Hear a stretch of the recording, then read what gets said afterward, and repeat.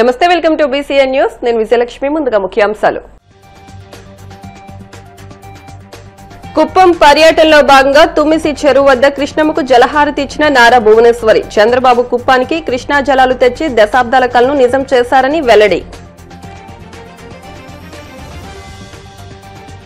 నర్సాపురంలో ఘనంగా ప్రపంచ మత్స్య దినోత్సవం. మత్స్యకారుల జీవితాల్లో వెలుగులు తీసుకొస్తామన్న కేంద్ర రాష్ట్ర మంత్రులు శ్రీనివాస్ వర్మ, నిమ్మల రామానాయుడు. గోవిందనామస్మరణతో మారుమోగిన కోనసీమ తిరుమల. వాడపల్లి వెంకన్న దర్శనానికి పోటెత్తిన భక్తజనం.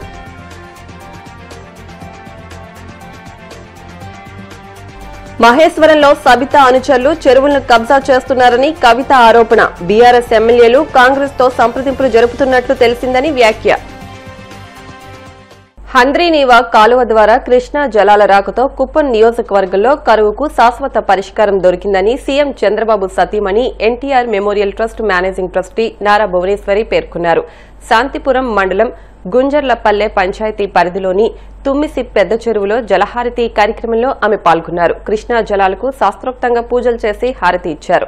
ఈ సందర్భంగా ఆమె మాట్లాడుతూ ముఖ్యమంత్రి చంద్రబాబు భగీరథ ప్రయత్నంగా కృష్ణా జలాలను కుప్పానికి తీసుకొచ్చి దశాబ్దాల కలను సాకారం చేశారని తెలియజేశారు.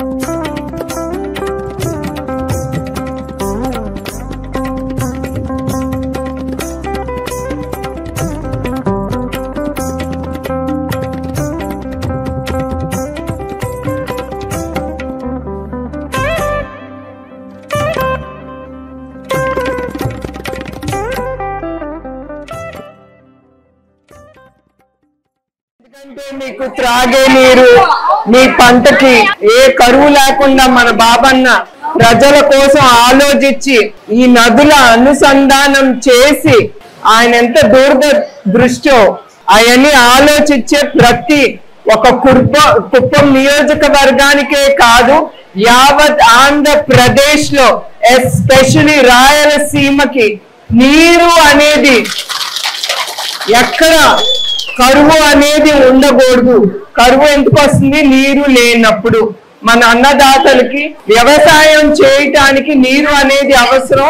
దానికోసం ఆయన ఇంత ఆలోచించి కుప్పంతోనే కాదు యావత్ ఆంధ్రప్రదేశ్ కూడా ఈ నీరు పారేటట్టు ఆయన తప్పకుండా ఆలోచిస్తున్నారు. ముందుకి ఆల్రెడీ తీసుకెళ్తున్నారు. మనం అందరం చూసాం.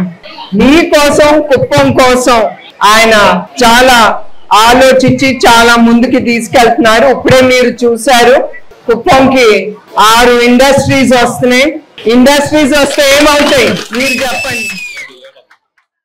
మత్స్యకారుల జీవన ప్రమాణాలు, స్థితిగతులు, సామాజిక, రాజకీయ, ఆర్థిక పరిస్థితులను మెరుగుపరిచి వారి జీవితాల్లో కొత్త వెలుగులు తీసుకొస్తామని కేంద్ర మంత్రి భూపతిరాజు శ్రీనివాస్ వర్మ, మంత్రి నిమ్మల రామానాయుడు పేర్కొన్నారు. శుక్రవారం ప్రపంచ మత్స్య దినోత్సవాన్ని పురస్కరించుకుని పశ్చిమ గోదావరి జిల్లా నర్సాపురం జనసేన పార్టీ కార్యాలయం వద్ద జరిగిన సభకు ప్రభుత్వ విప్ ఎమ్మెల్యే నాయకర్ అధ్యక్షత వహించారు. ఈ సందర్భంగా కేంద్ర మంత్రి శ్రీనివాస్ వర్మ మాట్లాడుతూ మత్స్య సంపద వల్ల లక్షల మంది ప్రత్యక్షంగా, పరోక్షంగా ఉపాధి పొందుతున్నారని, ఏటా ప్రభుత్వాలు కోట్లాది రూపాయల ఆదాయాన్ని మత్స్య ఎగుమతుల వల్ల ఆర్జిస్తున్నాయని అన్నారు. ఆక్వా యూనివర్సిటీని నర్సాపురంలోనే కొనసాగిస్తామని తెలియజేశారు. మంత్రి నిమ్మల రామానాయుడు మాట్లాడుతూ మత్స్యకారులకు ప్రభుత్వం ఇచ్చిన హామీలన్నీ అమలు చేస్తుందని, గత ప్రభుత్వం తీసుకొచ్చిన 217 జీవోను రద్దు చేశామని అన్నారు. విప్ నాయకర్ మాట్లాడుతూ హార్బర్ నిర్మించి మత్స్యకారుల జీవితాల్లో వెలుగులు తీసుకొస్తామని అన్నారు. జిల్లా కలెక్టర్ నాగరాణి మాట్లాడుతూ విద్యతోనే అభివృద్ది సాధ్యమని, మత్స్యకారులు తమ పిల్లలను ఉన్నత విద్యావంతులుగా తీర్చిదిద్దాలన్నారు. అనంతరం 13 కోట్ల విలువ చేసే వేట సామాగ్రి, బోట్లు, వాహనాలను సబ్సిడీపై మత్స్యకారులకు పంపిణీ చేశారు. ఈ కార్యక్రమంలో రాజ్యసభ సభ్యులు పాకా సత్యనారాయణ, ప్రభుత్వ సలహాదారు ఎంఏ షరీఫ్, జిల్లా టీడీపీ అధ్యక్షులు మంతెన రామరాజు, మత్స్యకార అభివృద్ది చైర్మన్ కొల్లు పెద్దిరాజు, వడ్డీ కార్పొరేషన్ చైర్మన్ లక్ష్మి, మాజీ ఎమ్మెల్యేలు బండారు మాధవనాయుడు, జానకిరాం, టీడీపీ ఇన్ఛార్జ్ రామరాజు తదితరులు పాల్గొన్నారు. మత్స్య దినోత్సవ శుభాకాంక్షలు తెలియజేస్తున్నా పేరు పేరున. ఈ ప్రపంచ మత్స్య దినోత్సవాన్ని ఈ రోజు జరుపుకుంటూ ఉన్నాము. ఏదైతే మత్స్య సంపద యొక్క ప్రయోజనాలను కాపాడడానికి ఈ రోజునే ప్రపంచంలో ఉన్నటువంటి దేశంలో ఉన్నటువంటి మత్స్య సంపదని కాపాడేటువంటి విషయంలో ఏదైతే మత్స్యకారులు ఉన్నారో వారి యొక్క జీవన ప్రమాణాలను పెంచేటువంటి విషయంలో మత్స్యకారు కుటుంబాలకి ఆర్థిక భరోసా కల్పించేటువంటి విషయంలో ఒక ఆలోచన చేయాలనేటువంటి ఆలోచనతో ఇటువంటి దినోత్సవాలు మనం అంతా కూడా జరుపుకుంటూ ఉంటాం అనేటువంటి విషయం మనందరికీ కూడా తెలుసు. ఈ విధమైనటువంటి పిలుపు ద్వారా నవంబర్ 21 ప్రపంచ మత్స్య దినోత్సవంగా మనం అందరూ కూడా వేడుక నిర్వహించుకుంటూ ఉన్నాం. అయితే గతంలో కంటే కూడా భిన్నంగా ఈ రోజు నర్సాపురంలో ఇంత పెద్ద ఎత్తున ఈ వేడుక నిర్వహించుకుంటున్నారు అంటే దీనికి కారణం ఒక మత్స్యకారుడు ఈ ప్రాంతంలో శాసనసభ్యుగా ఎన్నిక కావడం అనేటువంటి విషయాన్ని సందర్భంగా గుర్తు చేస్తున్నాం. ఈరోజు ఈ ప్రాంతంలో మత్స్యకారులకు గతంలో ఉన్నప్పుడు ఎన్డీఏ కూటమి కానీ ఇవాళ ఉన్నటువంటి ఎన్డీఏ కూటమి కానీ పెద్ద ఎత్తున ప్రాధాన్యత ఇచ్చింది అనేటువంటి విషయాన్ని ఇవాళ ఒక శాసనసభ్యుడిగా నర్సాపురంలో మొట్టమొదటిసారిగా ఒక మత్స్యకారుని ఎంపిక చేసినటువంటి విధానం పవన్ కళ్యాణ్ గారు. అదేవిధంగా రాష్ట్ర మత్స్యకార కార్పొరేషన్ అధ్యక్షుడిగా చంద్రబాబు నాయుడు గారు పెద్దిరాజు గారిని నియమించినటువంటి విధానం. అంటే మత్స్యకారులు ఎక్కడైతే కీలకమైనటువంటి పాత్ర పోషిస్తున్నారో వారిని రాజకీయంగా కూడా పైకి తీసుకురావాలనేటువంటి ఒక ఆలోచన ఆధారంగా ఇటువంటి నిర్ణయాలు ఎన్డీఏ ప్రభుత్వాలు చేస్తూ ఇవాళ ఏదైతే మత్స్య దినోత్సవం ఉన్నదో ఏదైతే 18 దేశాలకు సంబంధించినటువంటి ఫోరం పిలుపునిచ్చిందో దాని వెనకాల ఉన్నటువంటి ఆశయం ఆలోచన ఏంటంటే మత్స్య సంపదను కాపాడాలి. ఈ దేశంలో మత్స్యకారులు లేకపోతే ఇవాళ ప్రాసెసింగ్ యూనిట్స్ లేవు, ఏదైతే ఆక్వా పరిశ్రమ ఎగుమతులు లేవు.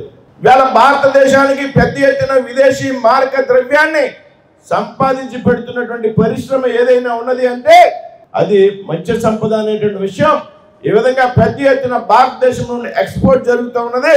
భారతదేశానికి పెద్ద ఎత్తున విదేశీ మారక ద్రవ్యం వస్తుంది అంటే దానికి కారణం ఇక్కడ ఉన్నటువంటి మత్స్యకార సోదరులు అనేటువంటి విషయాన్ని ఈ సందర్భంగా గుర్తు చేస్తాం.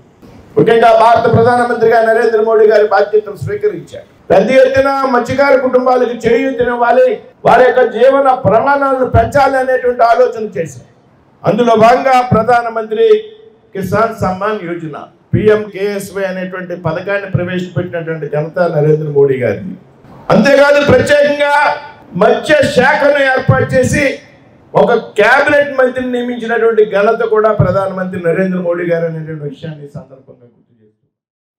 ఏదైతే మత్స్య సంపదకి ఏదైతే ఉందో చేపల అదేవిధంగా ఆక్వాకు సంబంధించినటువంటి అపార వనరులు ఉన్నటువంటి ప్రాంతం మన ఆంధ్రప్రదేశ్ రాష్ట్రం.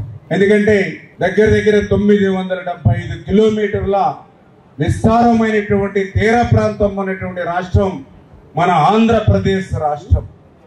అంతేకాకుండా ఈ ఆంధ్రప్రదేశ్ రాష్ట్రంలో ఒక కొల్లేరు, ఒక పులికాట్ సరస్స లాంటి వాటితో పాటుగా డెల్టాకు సంబంధించినటువంటి కెనాల్స్ కానీ డ్రైన్స్ కానీ అదేవిధంగా చెరువులు కానీ పెద్ద ఎత్తున ఆంధ్రప్రదేశ్ రాష్ట్రంలో ఉండి ఈరోజు ఆంధ్రప్రదేశ్ రాష్ట్రాన్ని ఒక మత్స్యకార సంపదకు ఒక నిలయంగా ఈరోజు ఈ రాష్ట్రం ఉన్నటువంటి పరిస్థితి. అటువంటి మత్స్య సంపద మీద ఆధారపడినటువంటి మత్స్యకారులు ఎవరైతే ఉన్నారో మరి అటువంటి వారి జీవన ప్రమాణాలు అయితే ఇంకా ఖచ్చితంగా పెరగవలసినటువంటి అవసరం అయితే ఖచ్చితంగా ఉంది. ఎందుకంటే ఈ దేశానికి స్వతంత్రం వచ్చి 60-70 సంవత్సరాలు దాటుతున్నప్పటికీ కూడా ఇంకా మత్స్యకారుల జీవన ప్రమాణాలు, వాళ్ళ జీవన శైలి ఇంకా సామాజికంగా, ఇంకా ఆర్థికంగా, రాజకీయంగా ఖచ్చితంగా ఇంకా ముందు వరుసలోకి రావాల్సిన అవసరాన్ని నేను కూడా సేవ చేయాలని, ప్రజల కష్టాలు ఉంటే వారికి ఏం చేయాలి ఆలోచన వస్తుంది ప్రజల్లోకి వెళ్తే. మరి ఆయన ప్రజల్ని అక్కడ చూసే పరిస్థితి రాదు. డైరెక్ట్ మీటింగ్ లోకి వెళ్తాడు, మీటింగ్ లో కూర్చొని పట్టణం నొక్కే పరిస్థితి గత ప్రభుత్వం చూసుకున్నాం. మరి ఆ రోజు మీటింగ్ ఆయన రావడం, ఆ రోజు ఏదైతే ఇక్కడ కార్పొరేషన్ లో కానీ 2000 కోట్ల రూపాయలు కూడా ఆ రోజు శంకుస్థాపన చేసిన సందర్భం. మరి ఎక్కడ కూడా ఒక్క పథకం కూడా ఒక్క ఆయన శంకుస్థాపన ఒక్కడే కూడా అమలు కాలేదు ఆ రోజున. మరి ఈ కూటమి ప్రభుత్వం వచ్చిన తర్వాత మరి గౌరవ ముఖ్యమంత్రి గారు, గౌరవ ఉప ముఖ్యమంత్రి పవన్ కళ్యాణ్ గారు మరి ఏదైతే మత్స్యకార భరోసా గత ప్రభుత్వం 10,000 రూపాయలు ఇచ్చింది, మరి ఆ రోజు మత్స్యకార భరోసా మనం చెప్పిన ప్రకారం దాదాపుగా చూసుకుంటే కనుక రాష్ట్ర వ్యాప్తంగా 1,29,00,000 కుటుంబాలకి దాదాపు 258 కోట్ల రూపాయల్ని మరి ఆ రోజు మత్స్యకార భరోసాగా మత్స్యకార కుటుంబాలకు ఇస్తున్నాం. మనం అధికారంలోకి వచ్చిన తర్వాత, కూటమి అధికారంలోకి వచ్చిన తర్వాత మనం ఏదైతే చెప్పామో మత్స్యకార సోదరులు దాదాపుగా చూసుకుంటే కనుక 81 మందికి 4,50,00,000 రూపాయలు ఏదైతే యాక్సిడెంట్ల బీమా వారందరికీ కూడా అందించే విధంగా కూడా ఈ కూటమి ప్రభుత్వం ముందుకు వచ్చిందండి. ఈ సందర్భంగా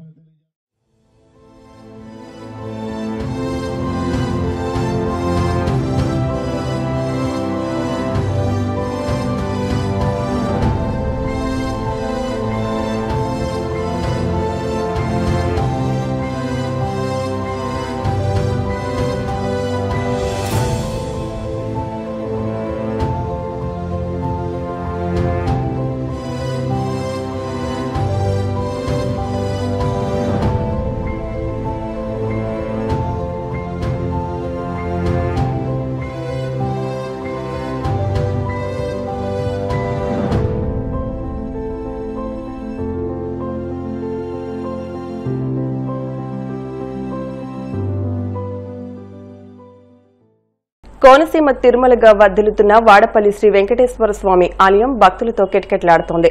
శనివారం స్వామికి ప్రీతికరమైన రోజు సందర్భంగా ఆలయంలో ప్రత్యేక పూజలు నిర్వహించారు. స్వామివారి దర్శనానికి వచ్చిన భక్తులకు ఎలాంటి ఇబ్బందులు తలెత్తకుండా ప్రత్యేక ఏర్పాట్లు చేసినట్టు ఆలయ అధికారులు తెలిపారు. భక్తులు అధిక సంఖ్యలో హాజరై స్వామిని దర్శించుకుని మొక్కులు చెల్లించుకున్నారు.